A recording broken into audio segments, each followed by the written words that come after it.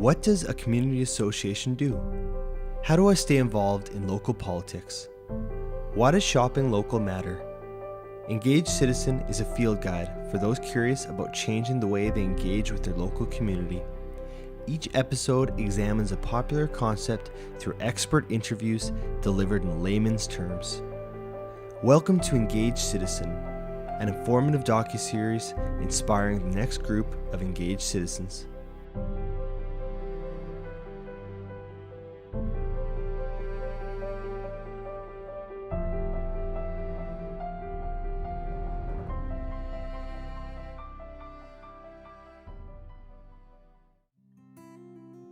Today we share the story about a little group that makes a big difference.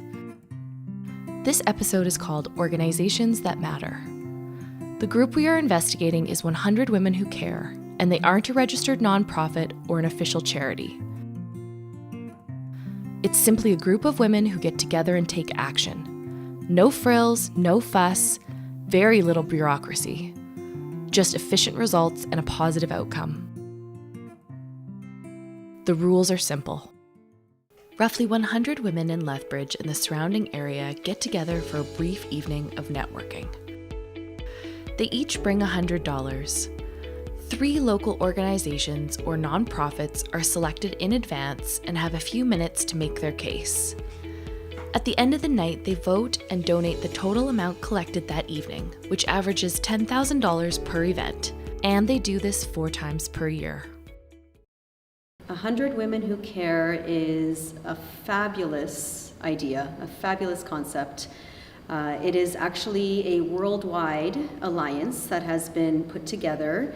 It was probably about 16 years ago, so November 2006, by a woman in Michigan who needed to raise some money really quickly, efficiently, and she thought of bringing together 100 women, asking them for $100 each, and donating that money to that charity of her choice at that time. So it is an efficient, quick way of raising money for some very worthy causes.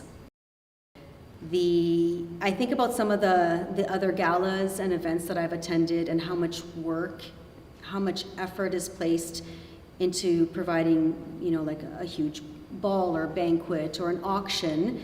And I think that sometimes scares people away a bit, whereas the simplicity of 100 women, all you really have to do is come in, sit down for an hour, write your check or donate by e-transfer, and if you can do that 4 times a year, you've helped out 4 charities within your community. Well, we started 7 years ago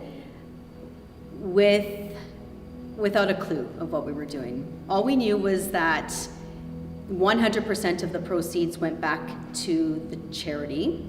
We knew that we needed to get the word out. We knew we needed a space, and our first venue was really just a place to sit for the charities to speak and for us to take the money and then give it back to the winning charity.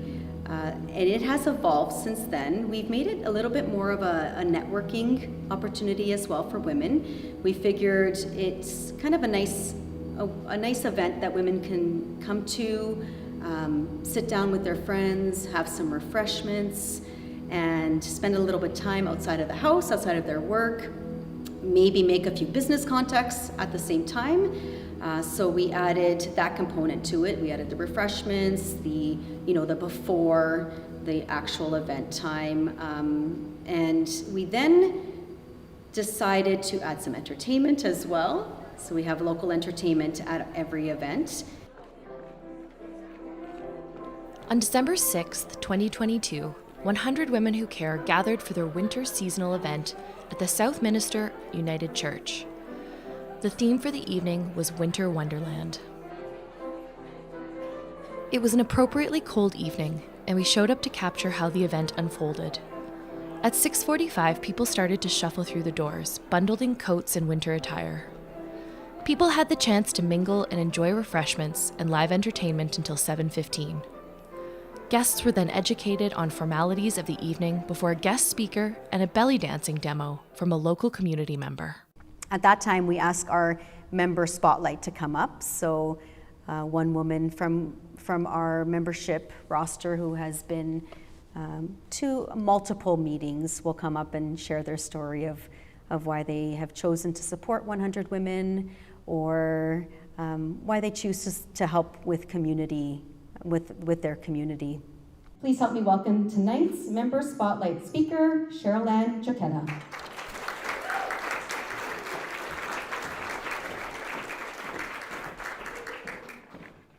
I could have talked for 10 minutes. Okay, I'm not one to sit still, so I'm glad this has got a really long cord. Okay, I have a short period of time and I like to talk, so I do have a timer just in case I bore you to death through the evening. But thank you so much. Some of you may recognize me from the many hats that I have worn. Some are a little tight, some are John Deere, and some are very big that I have to fit still. But having that said, I am a big part of the communities that I'm in, and I try my best to give what I can when I can. And we all are so busy in everything that we do in life, with our own jobs and our own success. Sometimes it makes it hard to make it to the things that you want to and make that difference. But it made a difference to my kids. It made a difference to other kids, because I was giving back, I was there, I was caring. And with that knowledge of knowing that with their education was huge. It made a huge difference because you were a part of their life. You made a difference in their life. So through that, I went on Holy Spirit Catholic Division Board for over 13 years, counseled, but the best privilege I think that I have accomplished is a playground that I started from scratch. So St. Joe's School in Coaldale needed a playground. So I said, okay, I'm going to build you a playground. And I would like to welcome to the stage Madina Konolenko.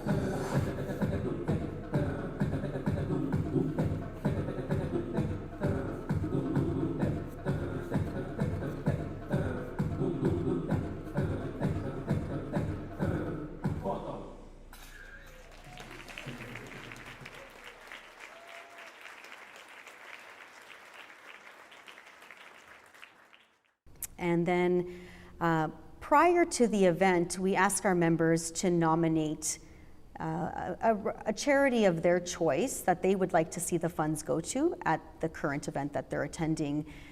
By random process, we choose 3, and it is completely random. Provided they haven't won within the last 2 years, they would be considered in that random choosing. And of the 3 that have been chosen, they will come up and each give a 5-minute speech to the members. And we do limit the time that they come up, and we do limit the time that they have so that it gives a fair playing field for each of the charities. So they come up for 5 minutes, tell us about themselves, tell us maybe what they would use the money for, and then the women have a chance to vote. The majority, so whoever gets the most votes from the women who attend, will win all the money that has been raised for that evening. And then we give away all the prizes, and typically there's about 40 door prizes to be given away. You have a 1 in 2 to 1 in 3 chance of going home with a door prize. Before we knew it, it was time to get down to business. The 3 local charities each had 5 minutes to plead their case and sway the voters as to why the money was best spent on their cause. The 3 charities of the night were New West Theatre, Southern Allcare Manor, Opakasan Early Intervention Society. While the votes were tallied, Sandra returned to the mic to give away what seemed like endless door prizes provided from local businesses and sponsors. Finally, the results were in. The crowd held their collective breath as the winner was announced. All right, and the winner of tonight's donations, totaling $8,300, is Southern All-Care Manor. Congratulations. We spoke with Meg from Southern All-Care Manor about the big win and what the donations meant to her team. Yeah, it means a lot. We're a nonprofit, and funding we have to kind of scrape together. The biggest thing is there's not very many resources for women in all of Canada, really, but especially here.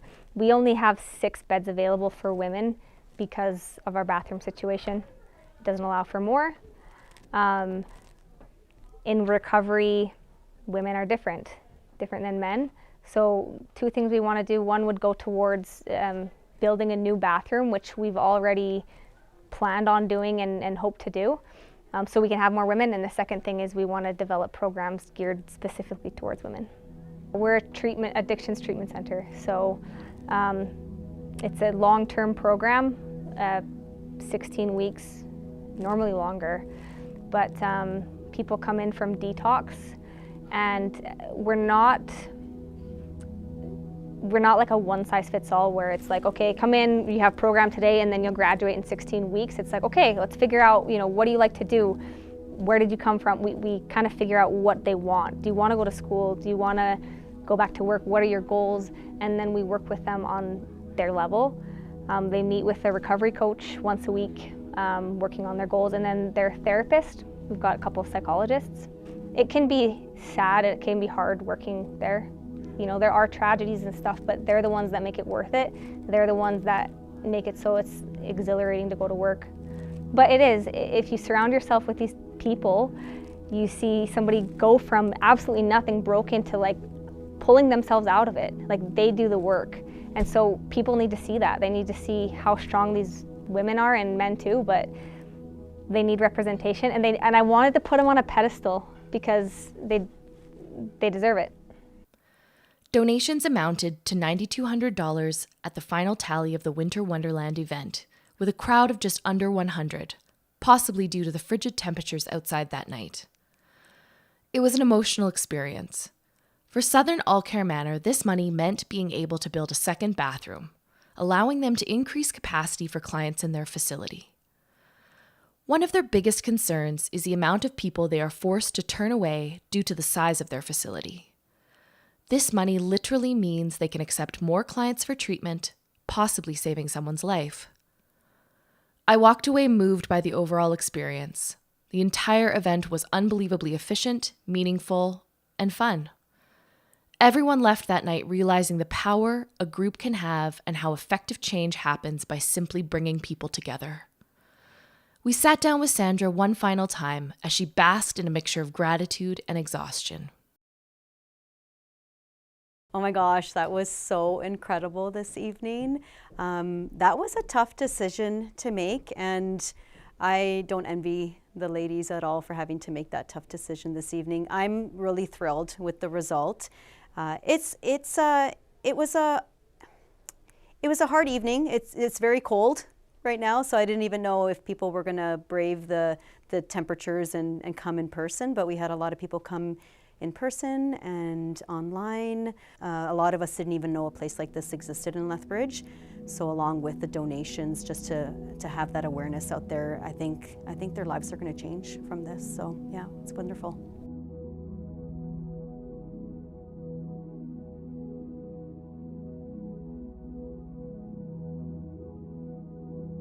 In the 7 years that we have been running 100 Women Who Care events, we have donated to 22 local organizations, Youth One, Sasha, Arches, the Sue Laboon Memorial Library, Lethbridge Dopamine Boxing Association, the Humane Society, the Lethbridge Therapeutic Riding Association, the YWCA Amethyst Project, My City Care Lethbridge, Streets Alive, The list is endless. And what I love most about this is that a lot of these organizations are quite small.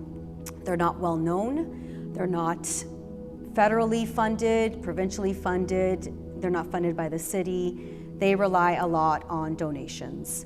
And when we are able to present them with a check that's close to $10,000, it makes a huge impact, and it is the best feeling in the world.